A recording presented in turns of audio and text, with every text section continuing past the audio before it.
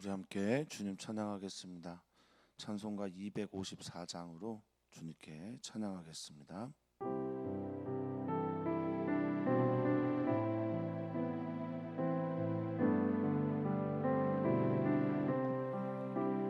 내 주의 보혈은 정하고 정하다. 내 죄를 정케 하신 주 날 오라 하신다. 내가 주께로 지금 가오니 십자가의 보혈로 날 씻어 주소서. 약하고 주에도 주께로 나가면 힘 주시고 내 주 안에 곧 씻어 주시네. 내가 주께로 지금 가오니 십자가의 보혈로 날 씻어 주소서. 날 오라 하심은 온전한 믿음과 또 사랑함과 평안함 주려함이라. 내가 주께로 지금 가오니 십자가의 보혈로 날 씻어 주소서.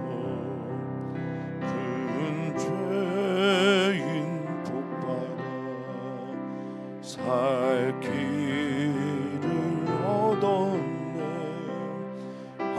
한없이 넓고 큰 은혜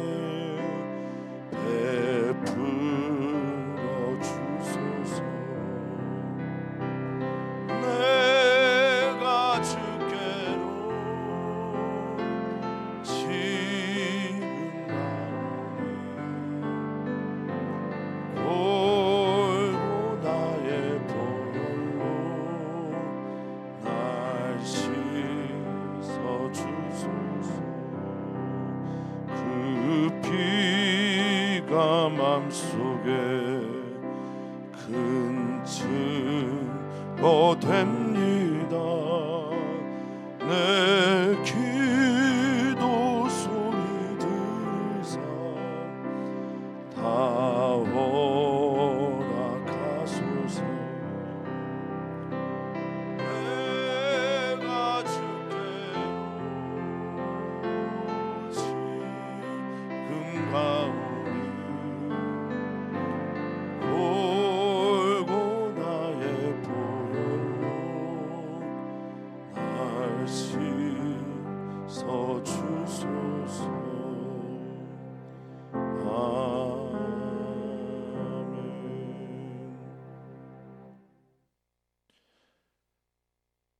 주님, 우리가 오늘도 주님 앞에 있습니다.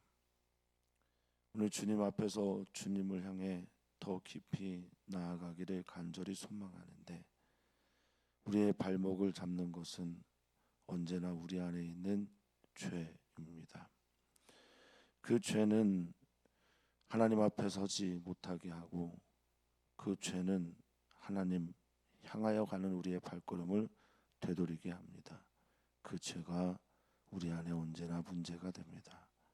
주님, 오늘 주님 앞에 서서 주님을 향해 가는 우리 귀한 성도들, 주님의 전에 담대히 나아갈 수 있는 것은 주님의 보혈, 그 은혜, 그 그 사랑 때문입니다.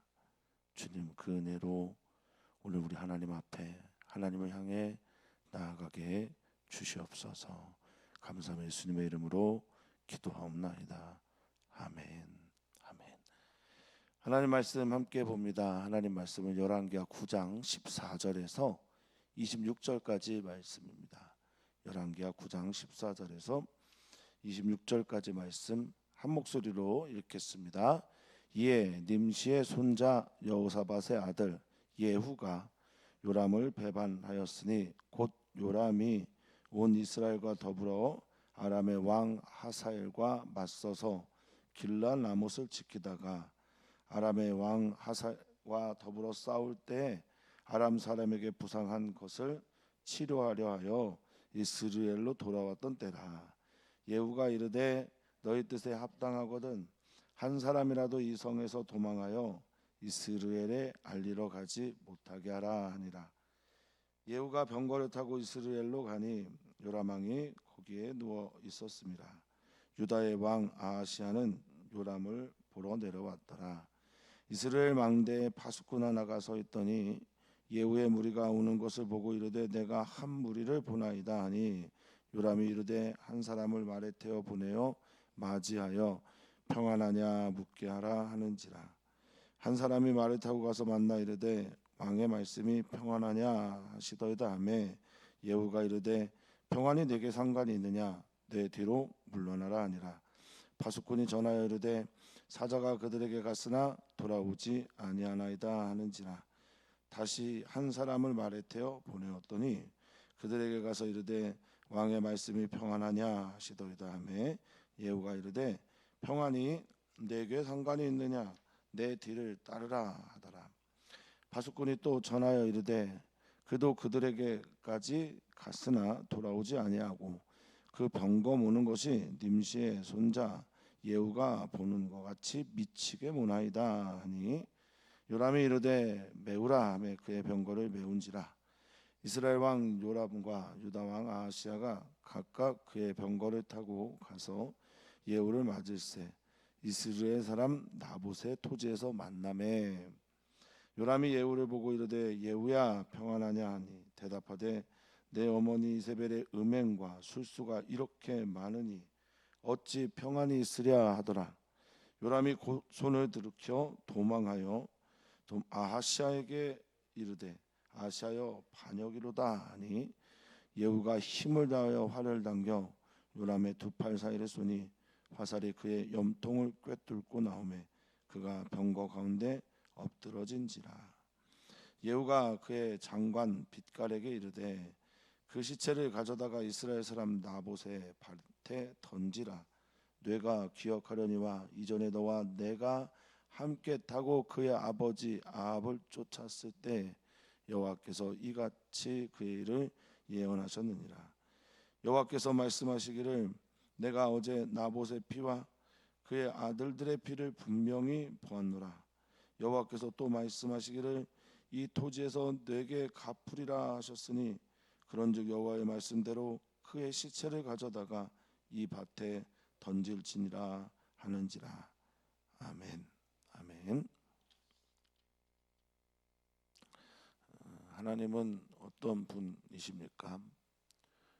우리가 하나님 앞에 나아갈 때 회개하고 또 주님의 거룩한 보혈을 의지해 나아가게 되는 것은 하나님의 바로 이 속성 때문이죠.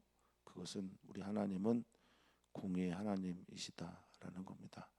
거룩하신 하나님, 죄가 없으시지만 죄인들은 사랑하시되 그러나 우리 죄인들이 거룩하게 살기를 원하시는 그 하나님의 공의 앞에 오늘 서는 시간이 되기를 바라겠습니다.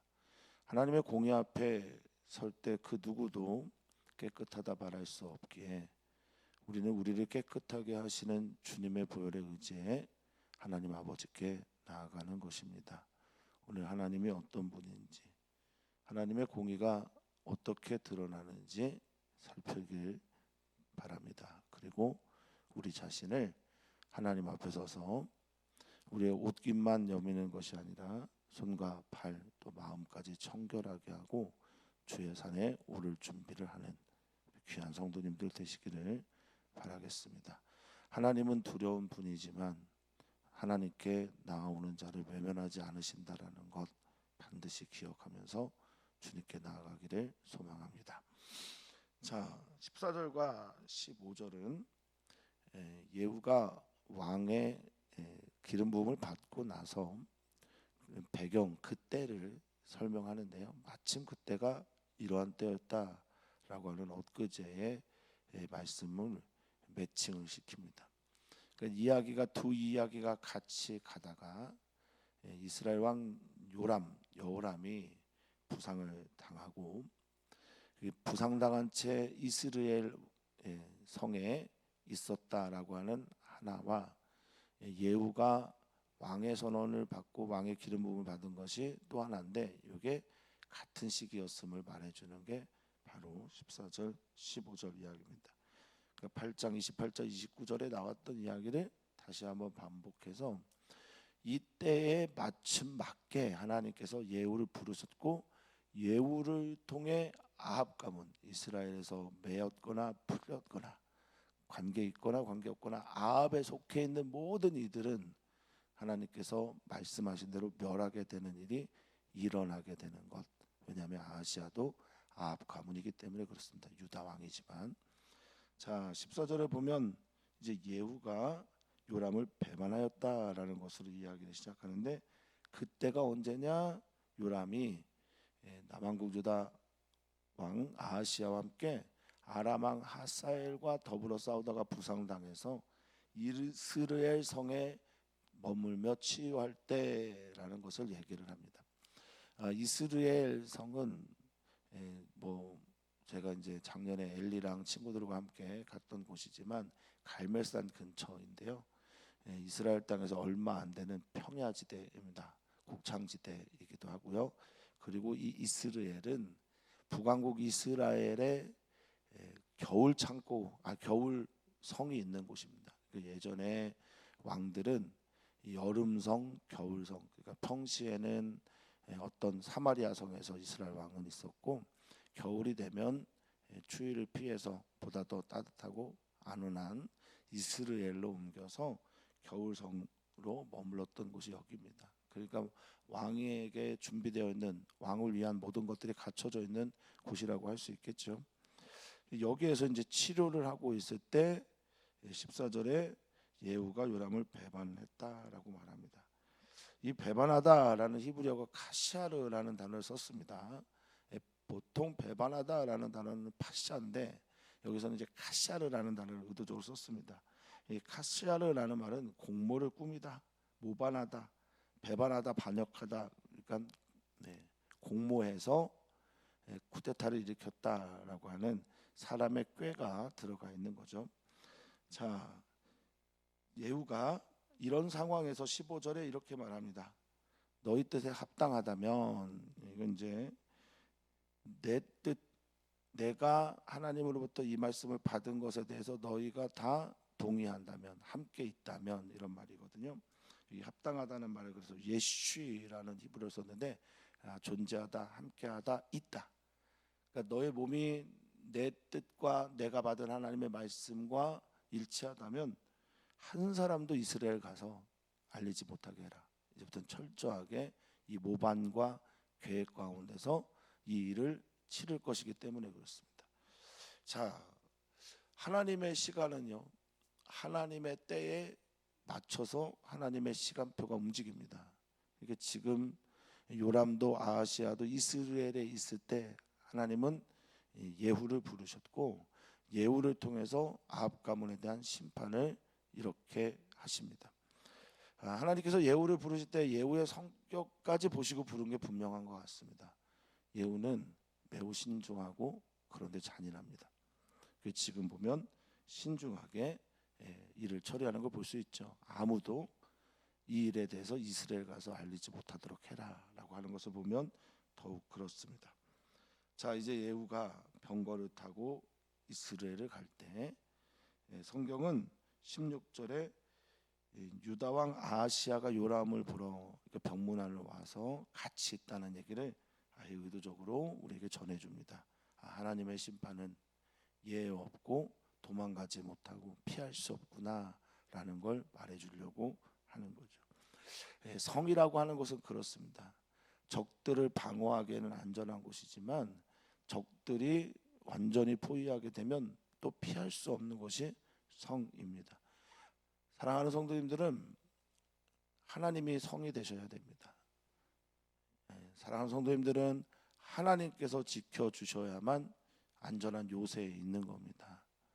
아무리 허름한 집이라도 하나님 계시면 그곳은 안전한 성이며 요새가 되는데, 산성이 되는데, 아무리 화려한 궁이라도 아방궁을 지어도 하나님이 계시지 않으면 그것은 안전한 곳이 될 수가 없습니다.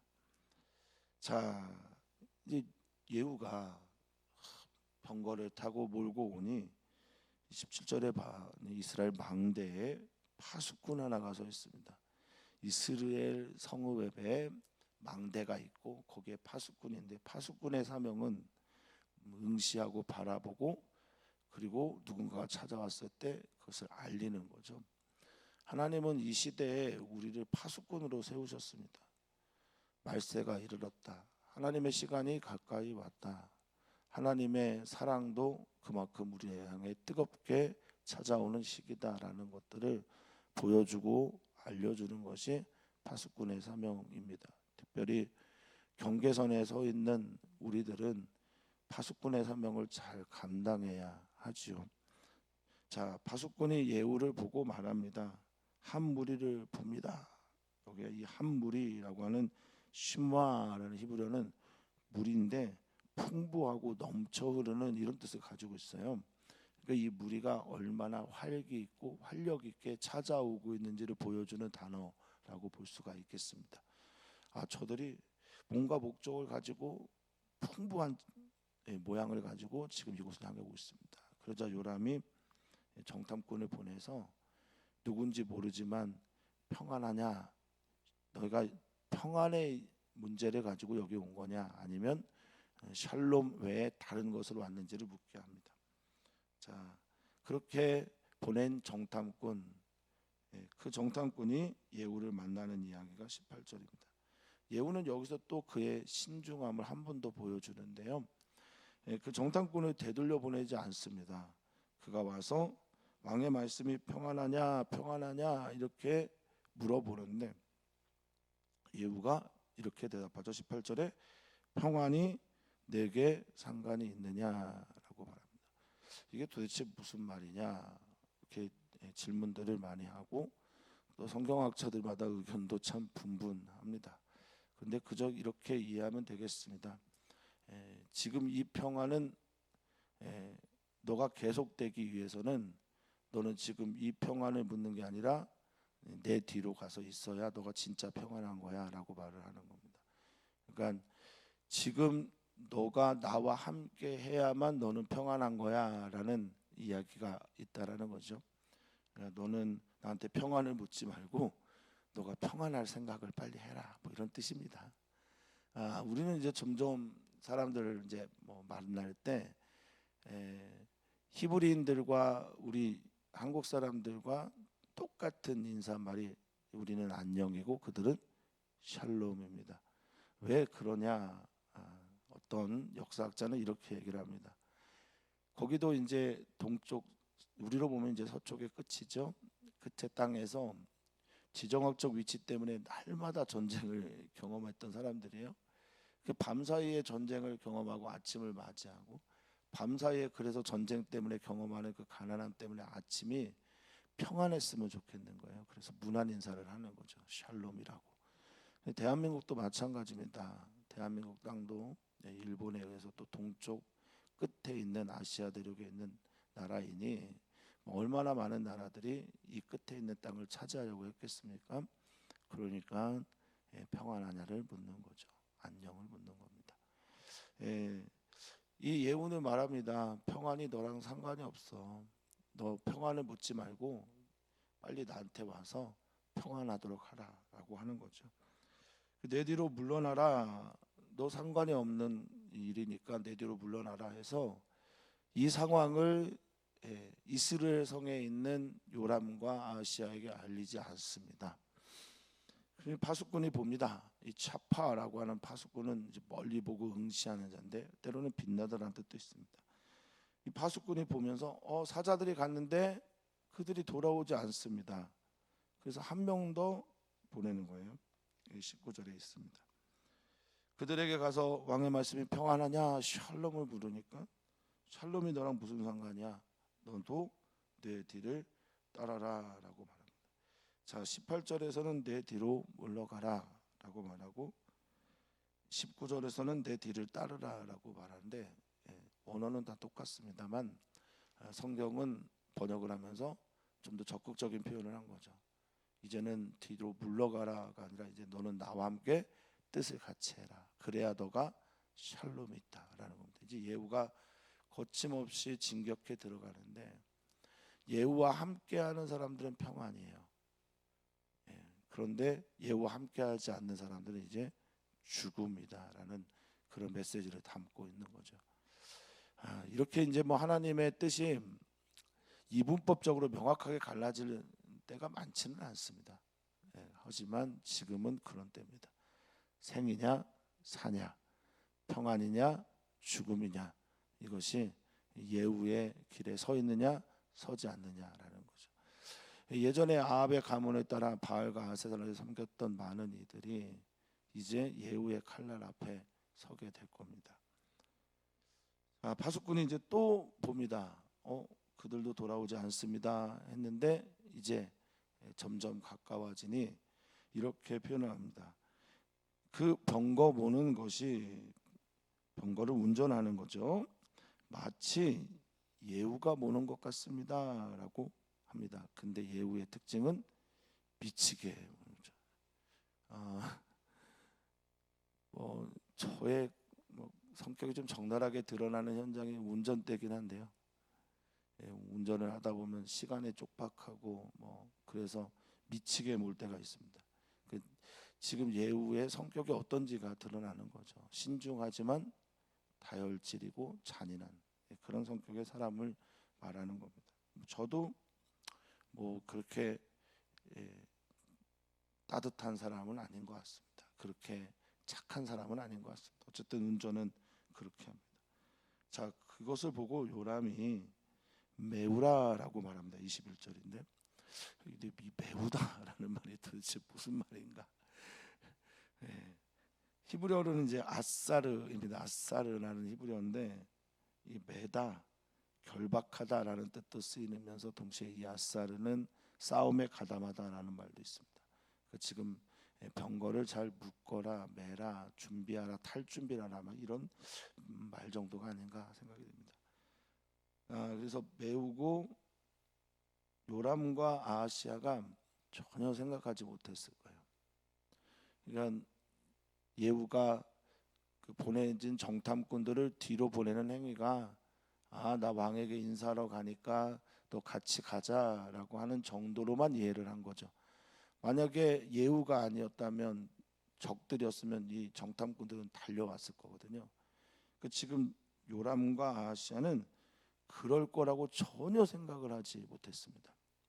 자, 그리고 맞이하러 갑니다.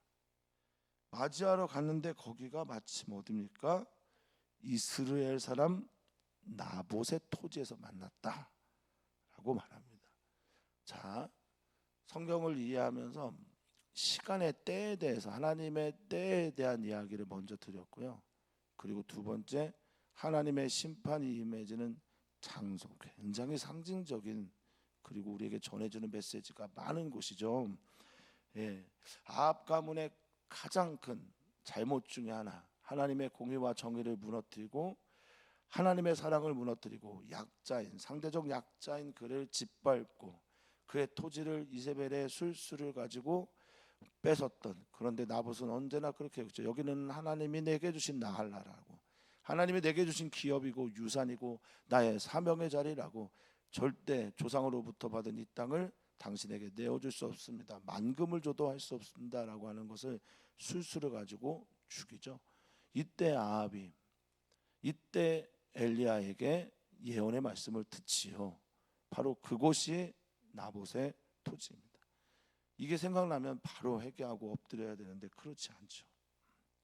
이 토지라고 하는 말을 히브리어로 헬카라는 말을 썼습니다. 아주 의도적인 단어입니다. 헬카라고 하는 이 말은 분깃, 부분, 평탄함, 나눠짐 이런 뜻을 가지고 있거든요. 할라크라고 하는 분배하다 나누다에서 온 명사입니다. 그 분깃이에요. 나봇이 받은 분깃이고 기업입니다. 거기에서 만납니다. 자, 이제 요람이 묻습니다. 평안하냐? 샬롬으로 온 거냐? 그러자 자기의 본색, 그렇게 신중하게 일처리하던 이 예후가 자신의 이야기를 합니다.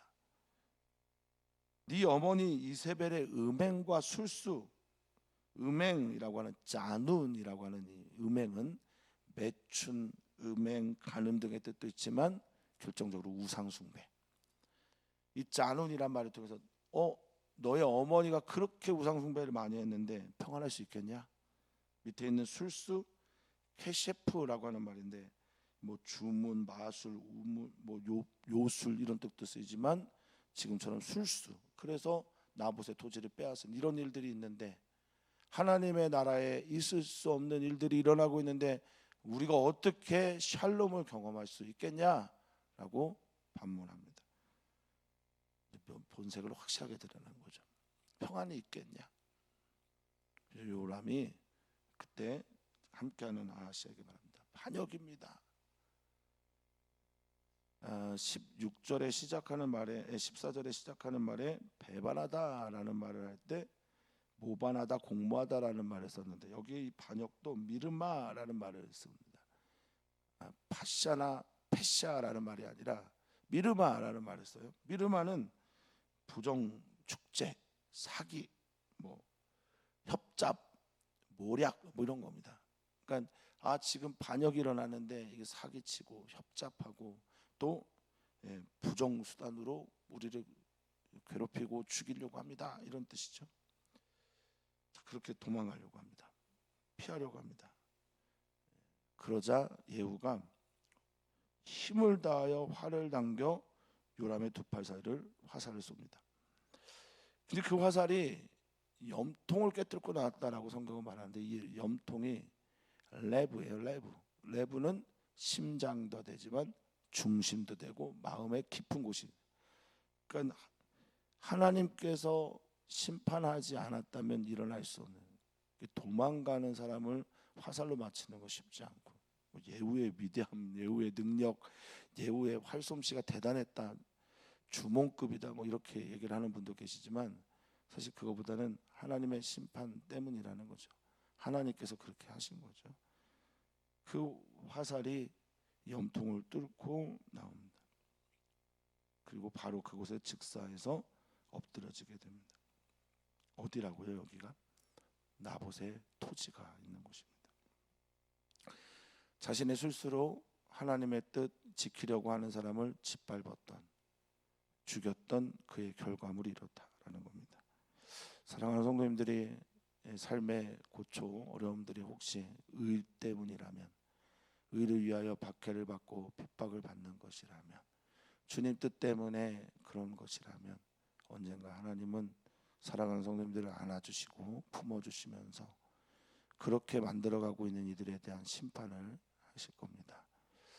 베드로 사도는 베드로 전서에서 소망에 대하여 묻는 이들이 있을 때 그 말에 대답할 준비를 항상 하라고 우리들에게 권면하셨죠.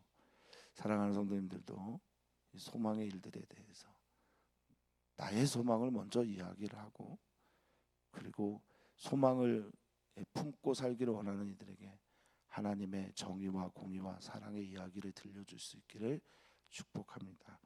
오늘 성경은 우리에게 그 이야기를 들려주면서 이렇게 죽은 요람이 왜 죽었는지를 예후의 입을 통해 말해주고 있습니다. 25절과 26절 예후는 이렇게 말합니다. 그의 장관 빗갈, 이 빗갈은 암살자라는 이름의 뜻을 가지고 있는데 그의 병기를 맡은 자 정도겠죠. 빗갈에게 말합니다. 시체를 가져다가 어디다 던지랍니까? 이스라엘 사람 나봇의 밭에 던져라라고 말합니다. 여기 있는 이 밭도 헬카라는 아까의 그 단어가 쓰였습니다. 토지라고 하는 21절의 그 단어를 여기 헬카라는 그 단어를 여기 밭에도 쓴 거죠. 분깃, 기업, 나눠진 부분, 나봇에게 주어진 하나님의 유산, 거기에 던져라라고 말합니다. 그러면서 아주 놀라운 말을 합니다. 내가 기억하려니와, 우리의 기억 속에, 짝카르 속에 기억이 있는데, 내가 너와 함께 타고 저 아합을 쫓았을 때 우리가 그때 엘리야를 통해서 들었던 예언 아니냐, 여호와께서 이와 같이 예언했던 것 아니냐라고 말합니다. 소름이 끼칩니다. 하나님은 하나님의 말씀하신 것을 반드시 이루십니다. 그 시기를 특정할 수 없는 아쉬움이 있으나 하나님은 반드시 그 뜻을 이루십니다. 예언하셨던 그 말씀을 이루시고 그것들을 성취하시는 분이 우리 하나님이십니다. 하나님은 신실하시면서 심판하시고 공의롭게 이 세상을 통치하시는 하나님이십니다. 여기 예언하다라고 하는 이 말, 최근에 이제 지난주에 금요철야 때 하박국 선지자에 대한 이야기를 할 때 하박국이 묵시로 받은 경고라라고 말씀드렸잖아요. 그 경고라는 단어와 또 여기 예언하다라는 말은 같은 말입니다. 마사라는 말이죠. 예언과 경고의 말씀이 같이 있는 거고, 마사는 교훈도 되고 무거운 짐도 되는 말입니다. 절묘하게 예언이며 경고의 말씀을 합니다. 자, 26절입니다. 여호와께서 말씀하시기를 내가 어제 나봇의 피와 그의 아들들의 피를 분명히 보았다. 수십 년 전의 이야기일 겁니다. 그런데 하나님은 어제 보고, 오늘 심판의 이유가 어제 본 나봇의 피와 나봇의 아들들의 피 때문이다라고 말하는 거죠. 하나님은 지금도 보고 계십니다. 어제 본 것처럼 오늘 심판하실 수 있는 분이 우리 하나님입니다. 하나님 앞에서 겸손하게 또 옷깃을 여밉니다. 하나님이 보시고 계시니까 하나님께만 용서를 받아야 되잖아요. 그렇죠? 하나님과 관계된 죄라면 우리는 하나님께 용서를 받아야 합니다. 그런데 하나님께 나아가려고 하니 너무나 엄해한 거예요. 무서운 거예요. 어떻게 합니까? 그래도 우리는 하나님께 나아갑니다. 예수님의 그 십자가의 보혈과 사랑에 의지해서 우리는 하나님께 나아갑니다.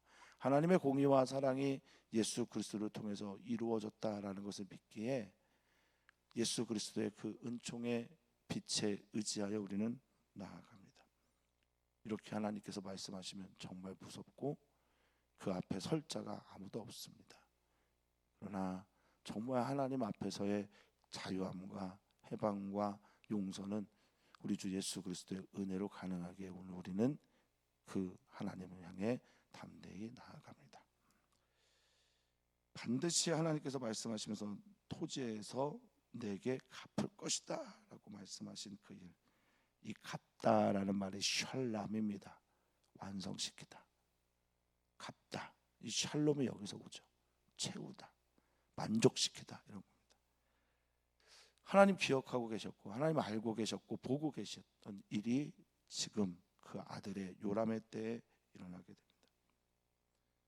그러니 여호와의 말씀대로 이 시체를 그 밭에 던져라 라고 말하면서 요람에 대한 하나님의 심판을 예후가 이룹니다. 자, 예후는 내일도 또 심판의 이야기를 전해줍니다. 아시아 그리고 이세벨까지요. 자, 그런데 과연 이 예후는 북왕국 이스라엘의 선왕이었을까요?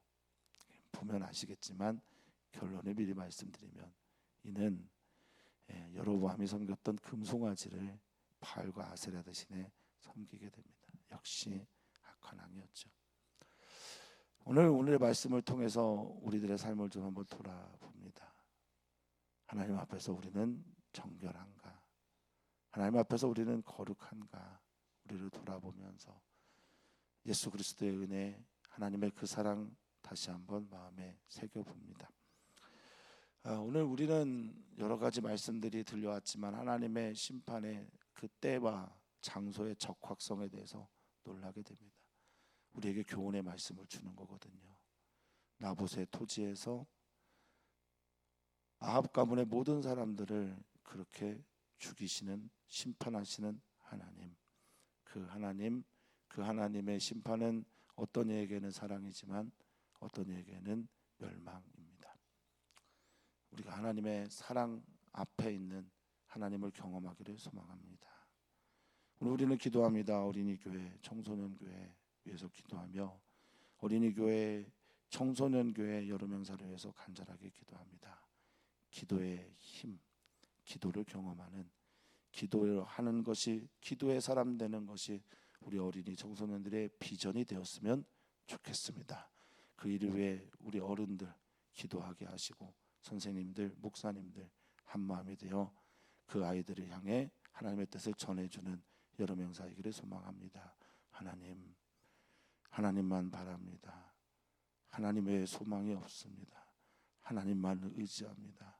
하나님 우리를 긍휼히 여겨 주시옵소서.